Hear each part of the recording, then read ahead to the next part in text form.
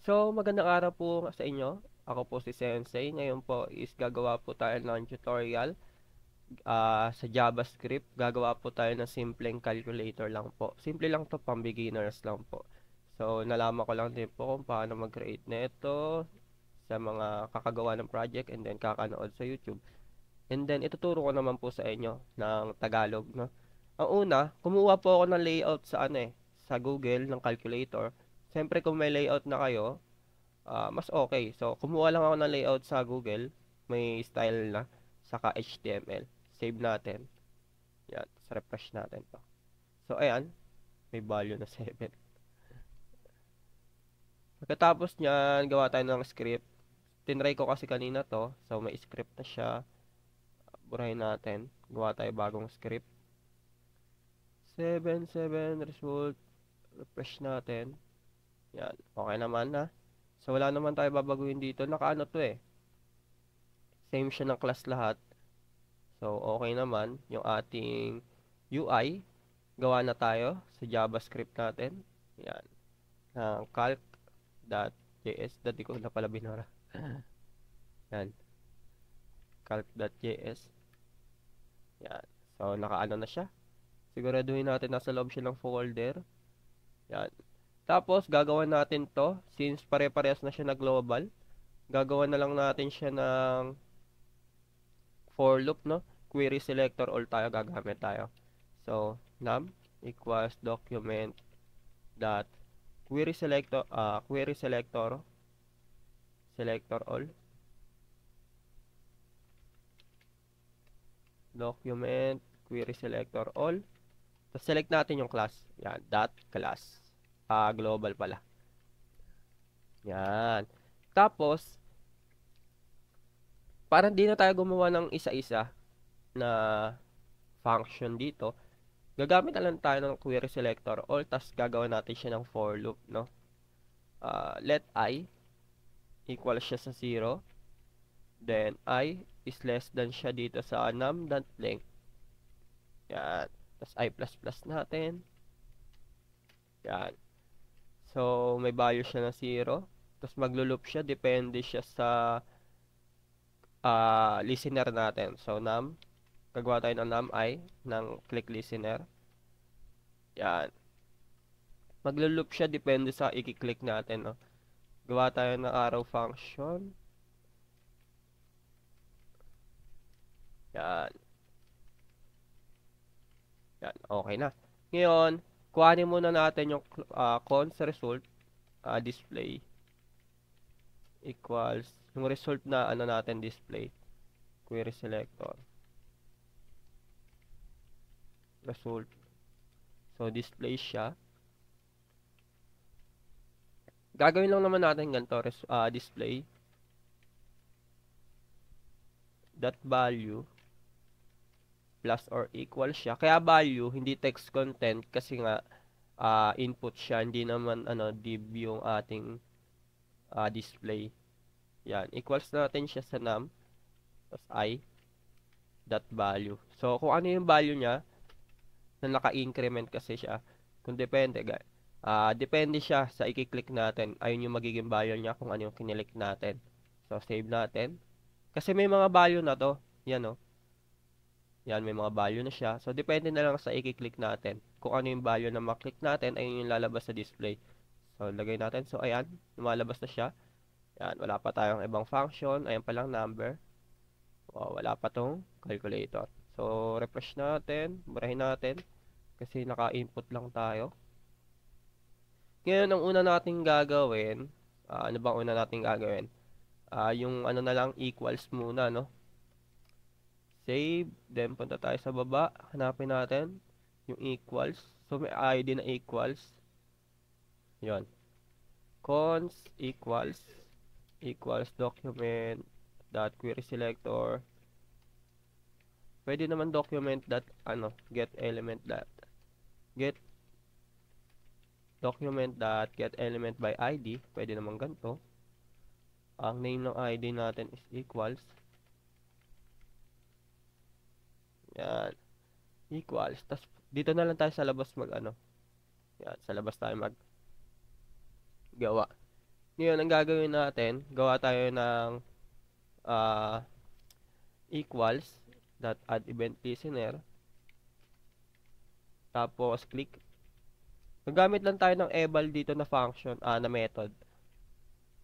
Para mas tipid yung ating coding. Yan. Gawin natin, gawa tayo ng bar result. Equals siya sa display dot value. Yan. Tapos, gagawa natin siya ng eval, no? Paano ba?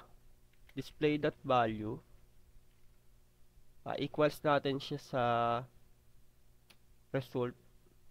Eval. Result. Yan. So, try natin. 5 minus 5, 0 dapat to. Yan, 0. So, gumana na. Kaso, pag pumindot tayo, dadagdag uli. Gagawa tayo ng boolean. Try lang natin. Bar. Pag pinindot yung is equal na lang, no? Equals false. Yan. Pag kinilik natin equals, magtuturo to. Ano lang naman to? Padagdag lang, no? Tapos, pag pinindot natin, if is equal. Yan. Pag pinindot yung equal, pag nag-true siya, kailangan dumagdag siya, no? Pag nag-true siya, equals lang. Tapos lalagyan natin siya dito ng is equal equals false. Else, copy natin to. Paste natin, gawin natin plus. So, bali ganito yan. Bali ganito yung function yan. Ano lang natin, refresh lang natin. Ay, burin lang natin. Yan. 5 minus 5 equals. Pag pinindot natin equals, magiging true. So, magfa-function yung bago. Yan. Mali. Mali. So, dapat, kasi ano gamit natin dito eh. Dapat i-clear natin muna saglit. Iaano natin yung value, no? Tatanggalin muna natin kung sakaling mag-equals display.value. Dapat string lang 'to eh.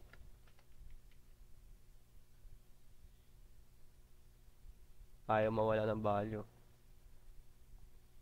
5. Dapat nagsi-0 siya. So may error. May na natin ano yan, ayusin. Gagawin muna natin is mag-proceed muna tayo dito sa clear and then sa delete. So sa clear muna, kailangan mawala ito lahat. So madali lang naman yun. Ito muna yung clear.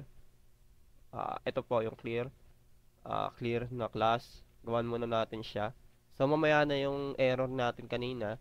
Clear equals document dot get query selector since class siya. Kakamali ako lagi dito sa document dot query selector. Yan. Ang gawin natin is dot clear. Madali lang naman to yung clear. Ano lang to eh. Lalagyan lang natin siya ng value. Pwede naman ding ano, on click, diretso on click na. Pero mas okay sanayin yung ganito. Pati yung arrow function, pwede naman yung luma. Yan, ganito kasi. Yan. Wait lang. Yan, pwede naman ganito. Lagyan na lang natin display that value equals. Yan, so ganyan lang. Save natin, try natin. Clear. So yan, gumana na. Ang problema kasi dito dito, ay no, napipindot. Yan. Pag dinisable naman natin, di natin malalagyan. Minus 5 equals, pwedeng ganyan. Yan. Tapos next naman natin itong delete. Kailangan yung last lang yung nare-remove, no? Gagamit tayo ng slice. So medyo mabilis lang yung progress natin, no? Gamit tayo ng delete. Ito, delete. May ID na delete. Then may class na delete. Gamit din na lang natin yung ID. Remove last equals sina lang equals document dot get element dot id del. Yan. Gamit na lang tayo. C.add event listener. Pwede din yung on-click yata dito. Wait lang, try natin. On-click equals, tama ba? Di ko, ano eh. Di ko alam kung tama to. So, try natin. Nakalimutan ko na kasi. Display. Gawa muna tayo ng kanina. Bar. Result equals display dot value. Tapos, gawa tayo ng display dot value equals result dot slice 0 then negative 1, no? Negative 1 yung last string. So, ganyan lang siya. Then, try natin. Remove. Ay, sa delete pala. Remove yan. Kaso, wait lang. Yan. 9 sana mawala. So, yan. Okay naman. 5 times 5. So, ito naman yung gagawin natin. Yan. Pag pinindot natin, dapat mag-ano siya. Ayun nga, yung sinabi ko. Mag-ano siya. Balik sa umpisa. That di siya mag-add. So, dito. So, may mali pala. Kaya pala nagtataka ako ba't parang dumoble. Ano natin to ilabas natin. Itong if pala yung nasa loob ng ano. Kaya pala nagtataka ako parang ano yung code eh. Parang mahaba eh.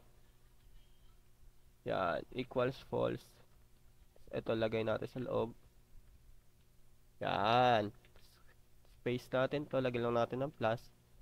Tapos, okay na siguro yan. Yan. Tapos, try natin. Clear. 5 times 55 times 55. 5. Tapos, try natin mag-type uli. So, yan. Kumano na siya. Pag nag-i-equals tayo. Pero, ang ano na ito, di na natin siya magagamit uli. Yung ano, yan. Di na natin magagawan yan. So, delete natin. Ang gagawin na lang natin, 5 times 5 equals 25. Then, clear. Pwede naman ituloy-tuloy na lang. Yan. 5 times 5, 25 times 5, 225 ba? 125 pala. So, ayun nga, ito na po yung code natin sa JavaScript, no? Basic calculator lang. For assignment lang siguro to. Hindi nyo naman to magagamit, no? So, ito yung ginawa ko kanina. So, dito ako nagbe-base. Yan. So, ito po yung code natin sa HTML. So, comment lang po kayo kung gusto nyong may iba pang malaman, no? O iba pang ipagawa na project. So, salamat po. Ito lang po sa ngayon.